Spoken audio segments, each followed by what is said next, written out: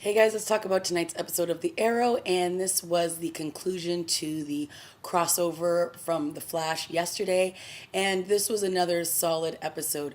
Definitely a lot darker than last night's fun, more, I guess you could say, campy episode of The Flash, but we had some really great stuff going on between Barry and Oliver, as well as both teams coming together. So we started off this episode with Roy, Oliver, and Diggle trying to track down the man with the boomerang. And when they land or arrive at his home, it's wired with explosives. And when they go inside, obviously all the explosives go off because they shot the arrows into the home. And when they go in there to look around, nobody is there.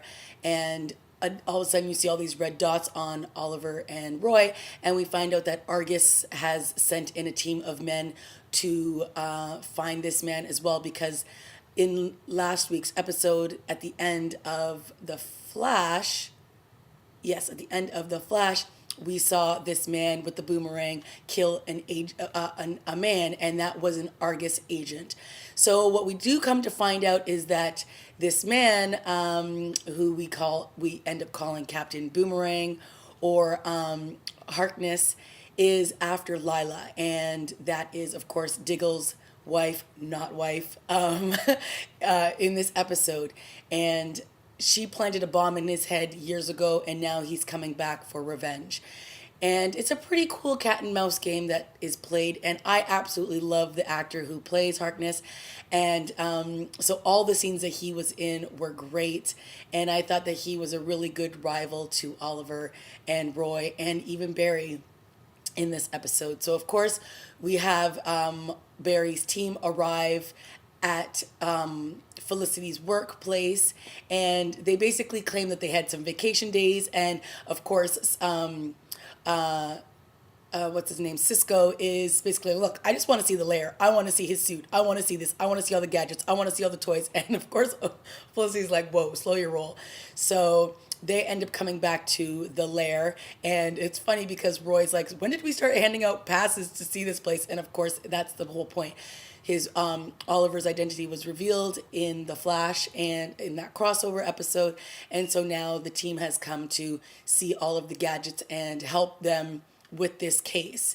And so, of course, they do. That is why Barry, ends up arriving at Starling City, because there's a scene when it looks like Oliver is about to bite it by two of these boomerangs. And, of course, Barry comes in and saves the day. So they decide they're all going to work together as a team and try to take down Harkness, aka Captain Boomerang. And of course, we have, Barry and his group providing a lot of the humor, because let's face it, Arrow is so much darker than The Flash is. And so that scene, of course, when Barry's like, yeah, I'm hungry, I'm gonna go get sushi, and he zoops off, and then he comes back and he's like, he bumps into everything, and he's like, sushi, and he reveals himself to Lila, who is, of course, Diggle's wife, not wife. And again, it makes for a very funny scene. So we had some good scenes with Diggle in this episode and his wife. And of course, we all know that his wife works for Argus and she is in imminent danger.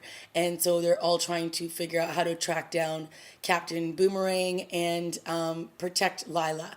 And we get a couple of really great scenes where, he, as in Captain Boomerang, is wielding these swords, these boomerang weapons, and killing all these people. And it's pretty cool to see him. And like I said, he's just such a commanding presence in this character, and he really sells it. So I love all the scenes that he was in. And then ultimately we get a really great fighting scene between him and Oliver. And of course, Oliver comes out the victor, but just impressive nonetheless. So we had some really great stuff going on there. Roy and Oliver working side by side has also been really great to see this season. And again, it was really great in this episode. Barry and Oliver had a couple of good scenes as well, where, Barry is watching Oliver torture this man. And of course, we also get to see this in some of the flashbacks back to Hong Kong. And we got to see Amanda Waller more in this episode. But sorry, I'm jumping all over the place here, but we see Barry react to seeing Oliver torture this man, trying to find out where this man Harkness is, and Barry's not really cool with it, and he calls him out on it, and he basically says, "Look, you're supposed to be this hero, but here you are torturing these people. What makes you any better than these people that you're trying to kill?" And Oliver basically is like, "Look, I've been through a whole lot of crap. When I was on the island and now here, like I've watched my mother die. I've watched my best friend die. Da da da." And he's like reading off all these things, and Barry's like, "Look, I saw my mom die too, but I'm not using my power to torture and maim people." And he's like, you're better than this. And then they end up later on having this really great conversation where, Barry says, "Look, you still have your humanity in you, and that is what is helping you become the person that you are right now. You might do all these bad things, but you're still a good person," is basically what we sort of get out of that conversation. Because let's face it, Oliver can be very, very broody. And so it was nice for Barry to call him out on it and just say, "Look, stop trying to make excuses for the things that have happened as to why you're going to now torture these people." And then, of course, when Lila gets stabbed with the boomerang, Oliver's blaming himself because he says, "Look, if I didn't go and torture that man, we wouldn't have been set up and all this wouldn't have happened." So we got a couple of really good, kind of a little bit deeper scenes with Barry and Oliver in this episode, which was great. And of course, we had some good scenes with Felicity, and she also goes to what's her name again? Caitlin, sorry, from Team Barry, and is asking about some more how she can find out what was on one of the arrows that ended up killing Sarah. And of course, they alluded to that in the Flash episode. But yeah, it's nice to see that there's still, obviously, that is something that is on the top of all of their minds. They still want to figure out who killed Sarah, and it's good that they're trying to go to outside sources to try to figure all of this out. So by the end, Captain Boomerang has planted 5 bombs all across Starling City, and he basically threatens Oliver, and he's like, "Listen, you either can detonate all these bombs or you can let me go. It's got to be one or the other." And then, of course, the Flash goes off to try to save the day, and they're able to figure out where all these bombs are, and then they figure out that they have to detonate all 5 at the same time.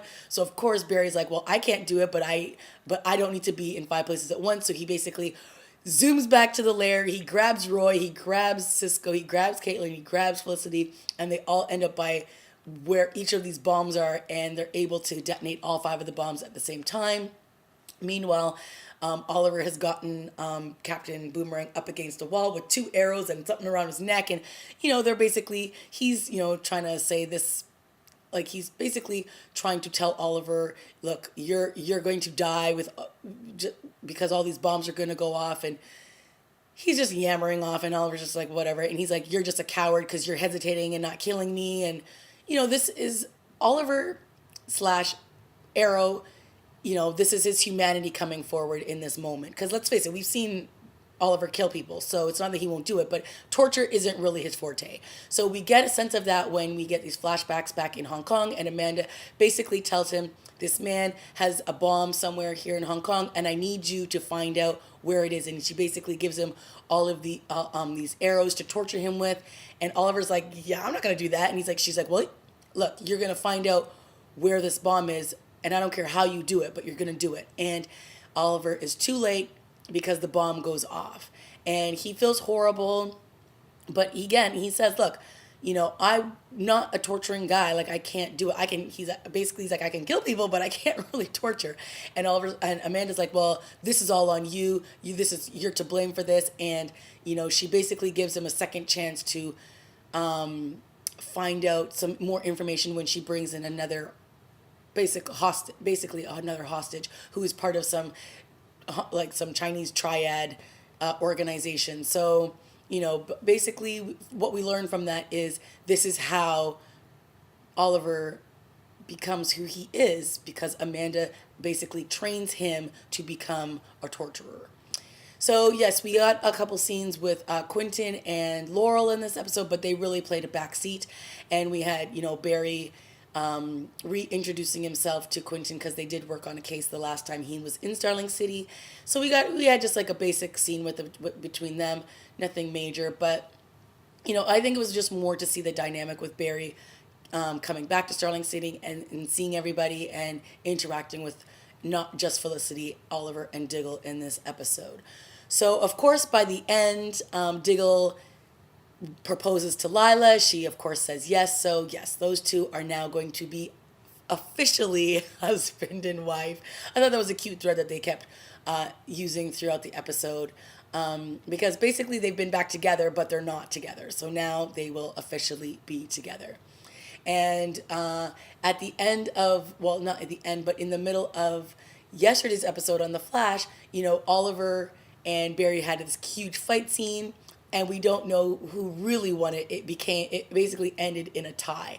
So by the end of this episode, they basically, I keep saying the word basically, but they end up having a rematch, and Oliver's on one end and Barry's on the other, and he starts shooting arrows at him and he runs at him, and it's a fun way to end this episode because it was some pretty dark subject matter for this episode, and Lila almost died, and Barry got to see this very scary side of Oliver. And, so there was some heavy subject matter. And of course, we had Cisco there for our comic relief, which was, typical Cisco fashion.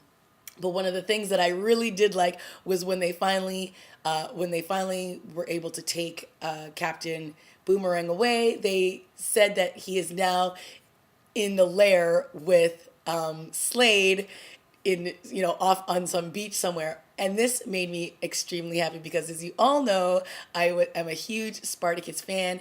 And just to think that Asher and Crixus are off in some hole somewhere together, I'm sure plotting their revenge against Oliver Queen, aka Arrow, just warms my heart because I love those two actors. I love those two characters on Arrow. So to think that they are somewhere deep in a hole together makes me very happy. Now all we need to do is have Amanda Waller show up from Argus and wag her finger around at the two of them, and that will just make me the happiest girl ever. So yeah, that's pretty much my review of this week's episode. I did enjoy it, and again, I really liked the contrast between seeing the two shows. So yesterday when Oliver and his team came to Central City, you could see the difference in, how kind of light and fun and perky and that show is compared to how dark and broody Arrow is. So when they came to,